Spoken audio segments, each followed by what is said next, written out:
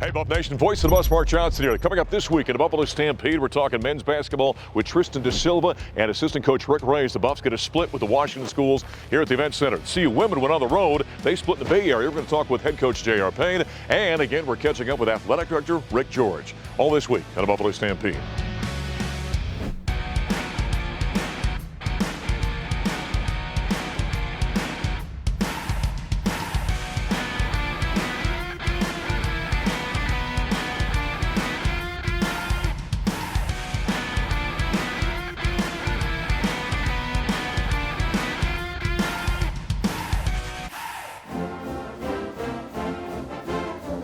Up a pick by DeSilva. Down the lane is ready. Hoop slams with the right hand. Holy cow! That was violent. KJ goes to work. Here comes the pick. Down to 7. Top of the key. Pulls up for 3. Fires right between the eyes from downtown. Oh, what a ball game here at the Event Center. A couple of big buckets by KJ Simpson. This guy did pretty well, too. Hey, everybody. Welcome to the Buffalo Stampede. Voice of the Bus, Mark Johnson. Colorado with a nail-biting win as they knock off Washington State 58-55 here at the Event Center. He was our player of the game in the postgame on the radio network. 27 points. Tristan DeSilva. I know you sit here now after the 2 ball games against the Washington schools. I know you don't feel too terribly happy about the one tonight against UW, but you bounced back very nicely with this one. Yeah, I mean, we weren't really happy, obviously, with the Washington game. We could have played way better, and we watched some film, and those are all mistakes that we have to work on and that we could correct. Yeah. So coming out here against Washington State, we just played our ass off and tried to minimize those mistakes, and at the end of the day we came away with the winning play at the end, and that's what it all comes down to. When a team has a slow start, you had that the other night against Washington, a little bit tonight, you had some early turnovers in the ball game. Tristan, how do you as long as you've been playing now, you're a veteran guy, how do you value, is it a mental thing, is it a preparation thing? How do you view that when you have kind of a slow start to the ball game? Yeah, I feel like it starts earlier than the tip-off. You got to be dialed in right from the get-go, from when you step a foot in the gym. Yeah. Even the day before, in practice, or the week before in practice, you got to be dialed in. You got to know the scouting report, and then you got to make sure that you're on point once you step foot into the gym. And we had a good warm-up today. We had good energy. I felt like the guys were really locked in from the get-go, and then. We kind of started slowly, but we responded, and I feel like that's part of it too, of being locked in. You just touched on something that I'm not sure a lot of fans understand. When you say scouting report, the coaching staff, maybe we can talk more with Rick Ray, he's coming up in the program, they prepare a scouting report to you guys. A little bit about the specifics of each player, what their tendencies are, what the team tendencies are. Have you learned, or maybe you knew when you got here, that how important that was, or have you learned as a veteran player the more important aspect of understanding what that scouting report is for your performance in a game? Yeah, definitely. I mean, especially defensively, it's very important for us. Just knowing who you're going up against, what their strengths are and what you have to take away from them in order to get a stop. And today it was Jakumovski and Rodman who were really good offensive rebounders and shooters that we had to take away their threes and their rebounds. And same with Gay, had to take him out of the game, and Lawson did a great job on that. Yeah, he certainly did. And by the way, Wazoo, one of the top 3-point shooting teams in the country, only went 4 of 16 from downtown. So Tristan and the Buffaloes did a great job defensively on the perimeter. Afterward, we heard from head coach Tad Boyle. Presented by Coors Light. Coors Light, mountain cold refreshment made to chill. Celebrate responsibly. Our team, our players really deserve that win. I mean, for all the disappointment and frustrations we've experienced over the last, 3 to 4 weeks, for them to battle and scratch and claw and be rewarded for it is, as a coach, you're happy for them. And I'm happy for our players believing in themselves. I told them after the game, I really believe that, our 2 practices leading up to this game helped us win this game. Our guys were dialed in, they were focused, they were energetic, they were talking. A lot of credit goes to Jalen Gabadon, having him back in the uniform and having his defensive effort tonight and his unselfishness helped us. But our team responded after our lack of focus and lack of energy at times against Washington, especially for the first 5 minutes of that game, to come out and battle and beat a really good Washington State team. Kudos to Washington State. They got good players, well coached, and so that's what makes this win satisfying. Head coach Tad Boyle after the Buffaloes get the 58-55 win over Washington State. We continue here for another moment or two with Tristan DeSilva. How big was it having Jalen Gavin on? He had missed 6 games, by the way. Have him back on out there. I thought defensively, he really did a good job out there. Yeah, huge. I mean, his voice and his presence on the court is unmatched by any player on our team so far. And you know, we've been missing him for the last 6 games, as you said. Yeah. And having him back is definitely huge for us. 27 points for you. Very efficient. You only have 13 field goal attempts. Hit your first 9, by the way. I don't know if you know this or not, but he made his last 2 against Washington. That's 11 straight field goals. It's only the 3rd time that's ever been done in Colorado basketball history. That's an efficient night for you. Can you feel before a ball game whether you're going to kind of be in a rhythm? I don't know before a ball game, but you know, during a ball game, yeah. I feel like, you know, when your first shot is kind of feels really good coming off, and right. You know, your second shot feels pretty good too, and then you kind of start riding that wave a little bit. You can definitely sense a little bit, but I'm just a player that lets the game come to him, so I'll just try to stay with the flow of the game. Yeah, now they got a great challenge. Got to go on the road against the Oregon schools. Thursday night, Oregon. On Saturday, then it's Oregon State. Had a great ball game and a nice win for Colorado. Tristan DeSilva coming up next year on the Buffalo Stampede. We're going to talk with assistant coach Rick Ray. Rebound taken away by Hammond, throws up court. Hadley to the rim, layup is up and good. It went in. Drives on his way to the hoop, hangs, throws it up the window, shot will go. Oh! Like he got shot out of a cannon. The 7th.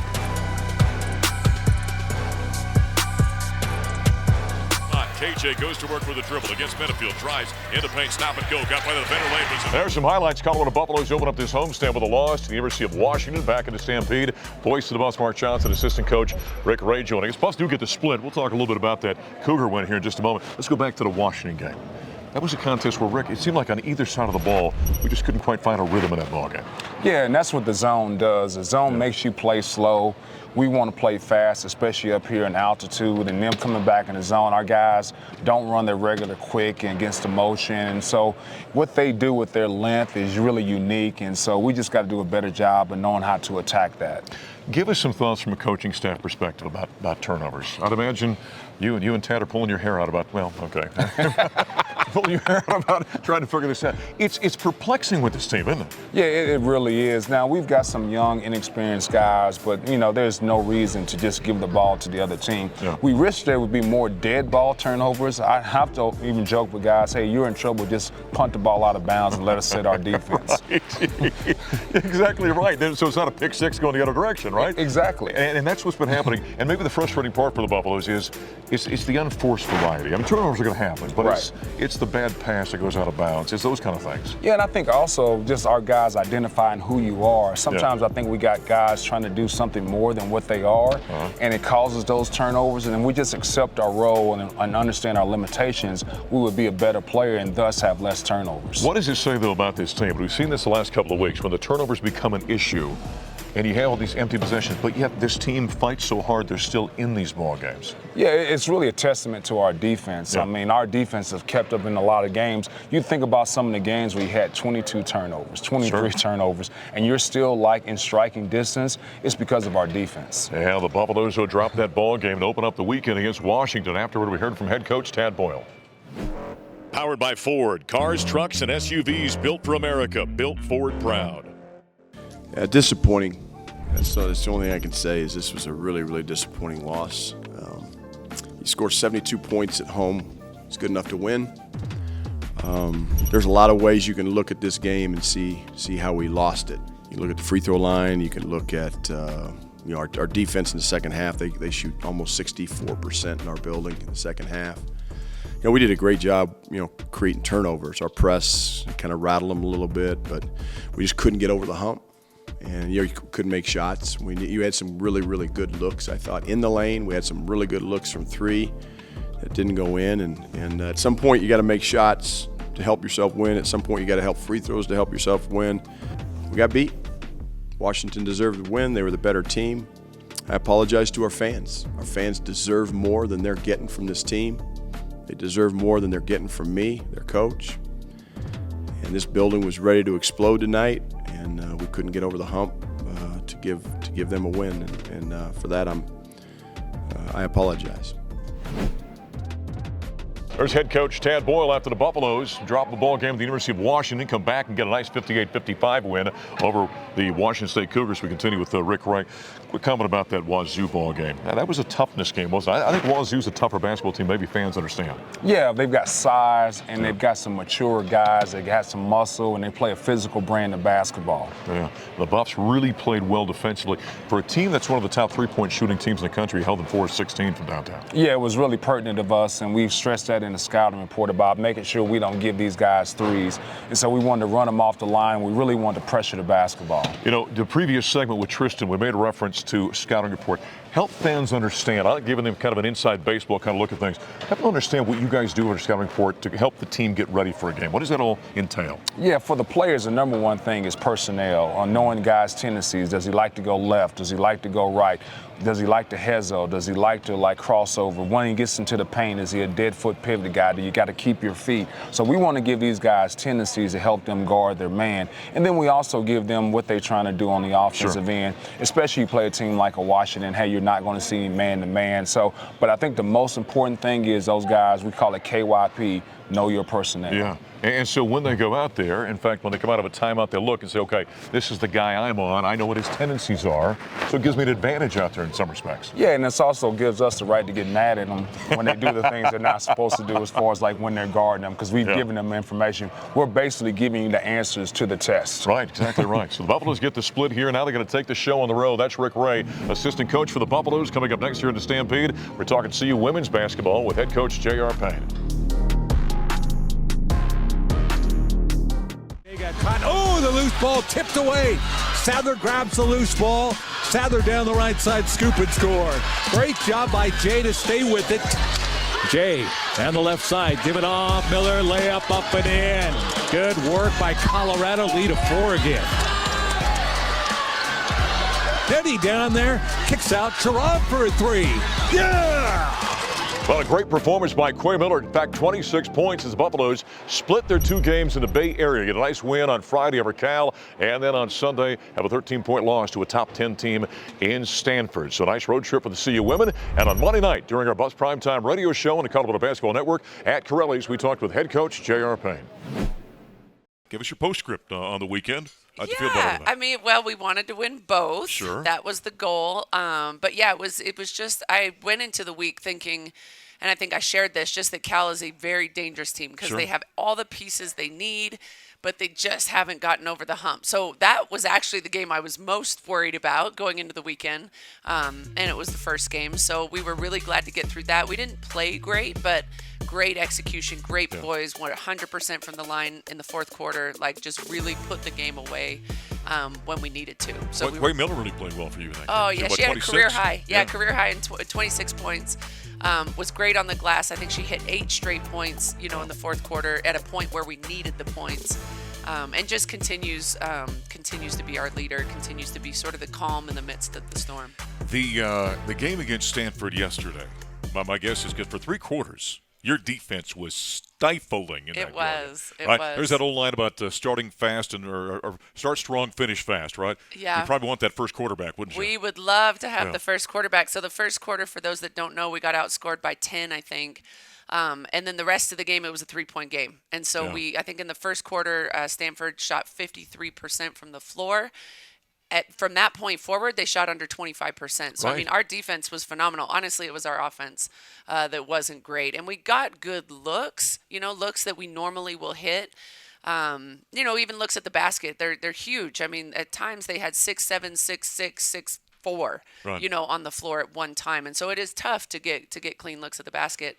And we just didn't score the ball the way we needed to. So at this point, here you're 25th in the country, and you're 15-4 right now. I think so, 15-4 is your overall record. There comes a time when a team really starts to believe in itself. That okay, we're as good as anybody in the country. Your team, I think, is well beyond that. You like where this team is between the years? I love where our team is. We were disappointed in yesterday, but after the game, it was just like, we're going to get them back in Boulder, so we get another chance to sort of redeem ourselves versus Stanford. But we're a really good team, and there's no time to cry. There's no time to, you just have to learn and move on because you got number 8 coming in Friday and another really good team Sunday. So our team is very mature. They're very short memory, good and bad. All right, that was great. Move on to the next, which I think will help us continue to win. When, last week Tad made the comment that I think before he jumped off the air where he said, early on I saw this team and thought they're going to be good. Yeah. Was there a moment during the season where you thought your team all of a sudden went, okay, they realize we're a good team? I don't know. I mean, I really think we knew all along we had the pieces we needed. Sure. I think most of us were uncertain of where our leadership would come from and just sort of who are we going to be in the absence of like Maya Hollingshed, Peanut Tutele, players that have been here a long time and played really big roles in significant minutes. And so I think that was the biggest question. We knew we had athletes. We knew we had size. We knew we had shooters. We knew, but to see it all come together, I think our team is really starting to believe we're pretty good. You got the LA schools, as you mentioned, coming to town this weekend on Friday night. You've got UCLA at the Event Center. That's a 7 o'clock game. Give us a quick comment about the Bruins. Yeah, I mean, they're number 8 for a reason. So they're very good. They're very deep. They're extremely athletic. Charisma Osborne is an All-American that's coming back for her, 4th or 5th year now. So she's on every watch list, imaginable and projected top 10 pick. So yeah, they're good. It'll be a tough one. Well, there's head coach J.R. Payne during our Monday night show, Buffs Prime Time at Crowley's. Come out and join us, by the way. We're out there from 7 until 8 o'clock every Monday night. So the CU women get the split on the road against the Bay Area schools. Now they come back home. They've got the L.A. schools Friday and Sunday here at the Event Center coming up. Coming up next, the Buffalo Stampede, it's part 3 of our 4-part series with Athletic Director Rick George.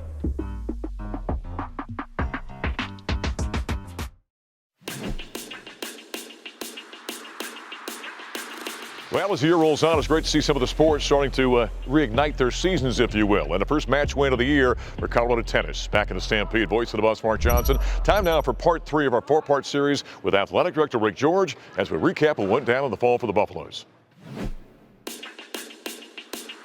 I can't tell you how much I appreciate our fan base. 12 and a half years ago when we got here, we've built something special, and this accomplishment does not happen alone. And I've had a lot of support and a lot of love. And the one thing I want you fans to know is we are not done yet. I've never felt more excited about the future of Colorado basketball than I do today.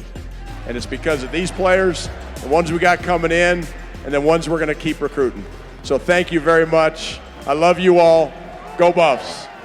There it is, number 262. As we continue on Ralphie's Rundown with Rick. Yeah, you don't have one of those. I don't have one of these. How did I not get one of these T-shirts? Right. Tad Boyle becomes the winningest coach in Colorado men's basketball history as he surpasses the legendary Sox Wall said. We continue with the athletic director. That was a big night. Really amazing, and you got here after Rick was hired. I was here when Tad rather came in 13 seasons ago.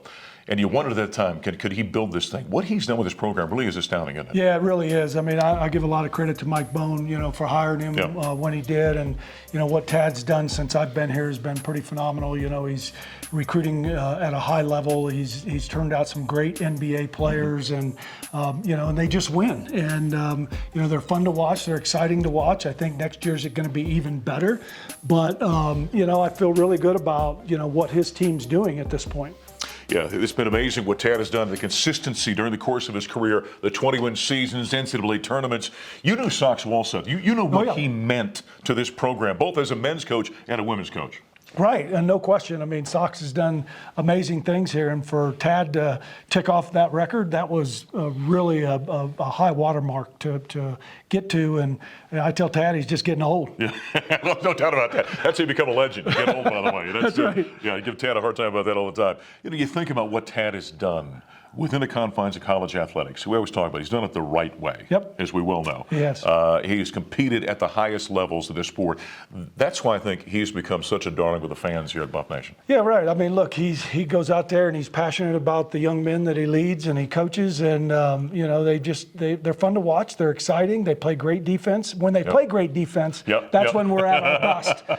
But they do a great job, and he's done some great things, and he just had a birthday last week, and So again, he's getting older and he's become a legend. There's no doubt about that. I called him the GOAT. I said, you are who you are. Exactly right. 262 wins. By the way, he's taxed him on since that one. But we're getting a bit of a view of your office here. I don't think anybody knows about that corner of your office. Oh yeah, the Barbie Dream House. That's for the granddaughters and any other young people that want to come in here. Sometimes I get bored and I go in there and play with Barbies, but that's what we do. That's right. It's a family affair here at the University of Colorado with the athletic director, Rick George, as we continue.